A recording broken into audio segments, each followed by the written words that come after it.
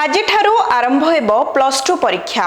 ସକାଳ 10ଟାରୁ ପରୀକ୍ଷା ଆରମ୍ଭ ହୋଇ ଦିନ 1ଟାରେ ସରିବ। ପ୍ରଥମ ଦିନରେ ବିଜ୍ଞାନ ବିଭାଗର ପରୀକ୍ଷା ହେବ। ଉଭୟ ରେଗୁଲାର ଓ ଏକ୍ସ ରେଗୁଲାର ପିଲାମାନେ MIL ପରୀକ୍ଷା ଦେବେ। ପରଦିନ ବାଣିଜ୍ୟ ଓ ଧନ୍ଦାମୂଳକ ପରୀକ୍ଷା ଆରମ୍ଭ ହେବ। ପରୀକ୍ଷାର ସୁପରିଚାଳନା ପାଇଁ ଉଚ୍ଚ ମାଧ୍ୟମିକ ଶିକ୍ଷା ପରିଷଦ ପକ୍ଷରୁ ବ୍ୟାପକ ବ୍ୟବସ୍ଥା କରାଯାଇଛି। ସକାଳ 8:30 ପୂର୍ବରୁ ପରୀକ୍ଷା କେନ୍ଦ୍ରରେ ପ୍ରଶ୍ନପତ୍ର ପହଞ୍ଚିବ।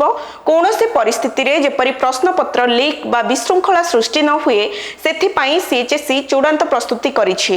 ଚଳିତ ବର୍ଷ ମୋଟ 1276ଟି ପରୀକ୍ଷା କେନ୍ଦ୍ରରେ ସର୍ବାଧିକ 3,93,618 ପିଲା ପରୀକ୍ଷା ଦେବେ।